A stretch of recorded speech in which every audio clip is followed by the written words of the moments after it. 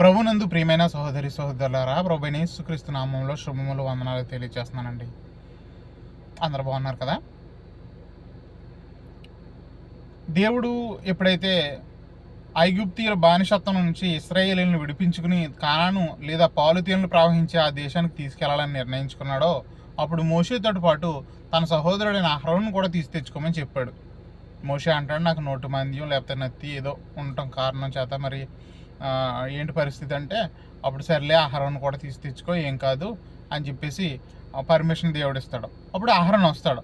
అహరోను వచ్చి ఈ దేవుడు ఫరో మనసు కఠినపరిచి వీళ్ళందరినీ తీసుకుని వెళ్ళినప్పుడు జరిగిన ఈ తెగుళ్ళు రప్పించటం, లేకపోతే అతనితోటి ఈ మోషే కొట్లాడటం, ఈ ప్రక్రియ అంతట్లో కూడా అహరోను పాత్ర పెద్దగా ఉండదు.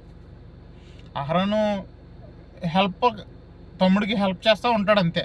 ఎప్పుడైనా కర్ర కింద పడేసినప్పుడు తెగుళ్ళు రావటం అలాంటి సందర్భాలు ఒక 2-3 సందర్భాలు తప్ప పెద్దగా అహరోను పాత్ర ఏమి ఉండదు. అహరోన్కి ఎక్కువ ఫరోతో మాట్లాడే అంత అవకాశం కూడా ఉండదు. ఫరోని ఎదిరించి, ఏంటయ్యా రాజు, మరి నువ్వు ఎలా చేస్తావేంటి, దేవుడు మాకు చెప్పాడు, మా ప్రజలను మేము విడిపించుకు తీసుకుని వెళ్తాం, మీరు వదిలిపెట్టాలి ఎట్టి పరిస్థితుల్లో, ఎన్నాళ్ళు ఈ బానిసత్వం అని ప్రశ్నించే అంత అవకాశం ఎప్పుడు కూడా ఈ అహరోనుకి రాలేదు. కానీ అలానే ఆయన ఏమీ మనసు నొచ్చుకోలేదు.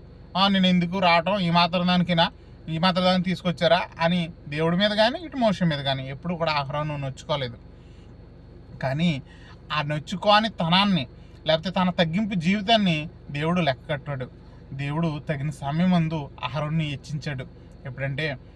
ఎప్పుడైతే వాళ్ళ ప్రయాణ మార్గంలో ఎప్పుడైతే వాళ్ళ గుడారం ఏర్పాటు చేసుకున్నప్పుడు, ఆ మందిరాన్ని ఏర్పాటు చేసుకున్నప్పుడు, లేదా వాళ్ళు బలులు అర్పించే ఆ సందర్భం వచ్చినప్పటికీ, యాజకులు కావాల్సిన సందర్భం వచ్చినప్పటికీ, అప్పుడు వెంటనే మోషేతో డైరెక్ట్ చెప్తాడు దేవుడు, నాకు అహరోను కావాలి యాజకుడిగా, లేదా అహరోను సంతానం కావాలి, నాకు వాళ్ళ సంతానంలో నుంచే యాజకులు వస్తారు, వాళ్ళే నాకు చేయవలసింది సేవ పరిచర్య, లేకపోతే బలులు అర్పించడం ఏదైనా కానీ అని వెంటనే దేవుడు తగిన సమయం ముందు పర్ఫెక్ట్గా అహరోన్ని హెచ్చిస్తాడు. ప్రియమైన సహోదరులారా, మనకి అవకాశం రాలేదు, లేదా మనల్ని ఎవరో మెచ్చుకోవట్లేదు, లేదా మనల్ని ఎవరో హెచ్చించట్లేదు, మనల్ని ఎవరో పైకి పిలవట్లేదు, మనల్ని ఎవరో ముందు నిలబెట్టట్లేదు అని మీరు అనుకుంటున్నారేమో.